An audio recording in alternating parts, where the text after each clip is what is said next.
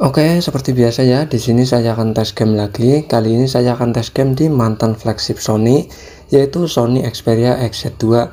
HP keluaran sekitar tahun 2019 yang lalu yang menggunakan chipset Snapdragon 845. Di sini saya akan mencoba untuk bermain game Genshin Impact ya.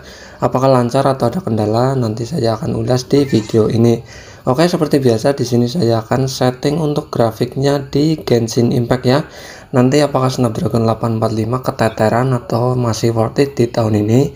Di sini saya akan setting untuk grafiknya itu di tinggi saja ya. Jangan mentokin ke paling tinggi tapi di tinggi saja.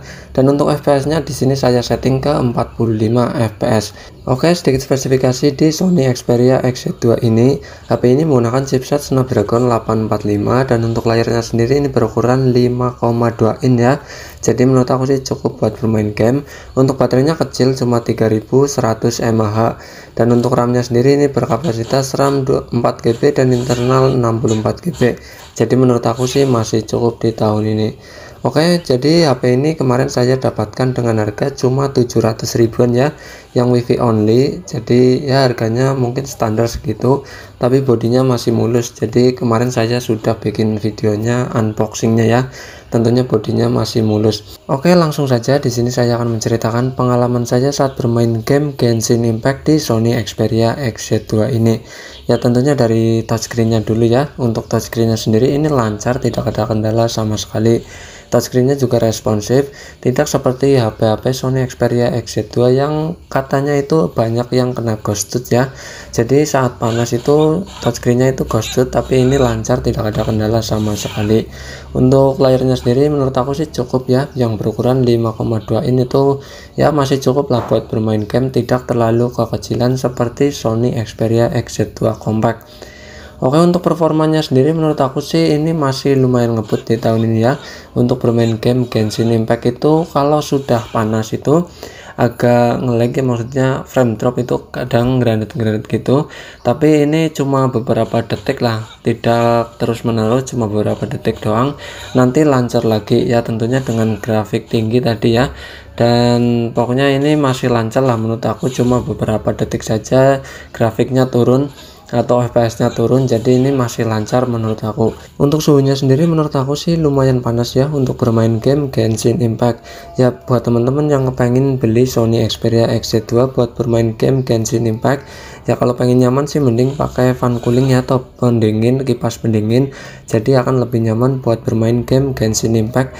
Jadi FPS-nya pun lebih stabil dan tentunya suhunya itu lebih stabil. Untuk baterainya sendiri ini yang berkapasitas cuma 3100 mAh. Tentunya ini menurut aku sih masih lumayan irit ya buat bermain game Genshin Impact, yaitu sekitar dari 100% sampai 15% itu sekitar ya 2 jam lah, kurang lebih segitu. Menurut aku sih masih tergolong irit ya. Buat teman-teman yang pengen beli Sony Xperia XZ2 ini buat bermain game Genshin Impact, menurut aku sih masih worth it di tahun ini. Soal harga untuk WiFi only ya sekitar 700 sampai 800 ribuan. Untuk yang all operator itu sekitar 1 juta sampai 1,2 jutaan lah. Kita sudah dapatkan Sony Xperia XZ2 yang menurut aku sih masih worth it di tahun ini buat bermain game Genshin Impact. Oke, buat teman-teman yang pengen beli tentunya dicek dulu ya untuk layarnya sendiri apakah ghosted buat bermain game atau tidak. Jadi saat ngecek itu dites dulu untuk bermain game ya kurang lebih setengah jam lah, itu lancar atau ada kendala nanti baru komplain ya. Jadi dicek dulu, pokoknya dicek dulu lah. Oke, jadi menurut aku kesimpulannya Sony Xperia XZ2 ini buat bermain game Genshin Impact menurut aku sih masih worth it di tahun ini ya. Dengan grafik yang sedang saja settingannya biar lancar, tidak ada kendala sama sekali. Dari segi layar menurut aku juga masih worth it, tidak kekecilan dan tidak terlalu gede banget. Untuk bobotnya juga di tangan ringan ya, jadi nyaman buat bermain game Genshin Impact. Untuk kelancarannya sendiri ini lancar ya buat bermain game Genshin Impact dengan settingan yang menengah saja, jangan di setting yang tinggi-tinggi.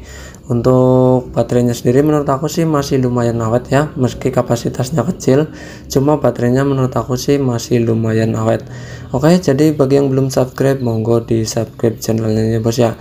Oke, jadi kesimpulannya seperti itu ya bos ya, masih worth it lah pokoknya buat bermain game Genshin Impact dengan harga cuma 700 sampai 800 ribuan lah yang wifi only. Kita sudah dapatkan Sony Xperia XZ2 ini yang menggunakan chipset Snapdragon 845, tentunya masih lumayan ngebut di tahun ini. Oke, jadi cukup sekian ya bos ya, terima kasih.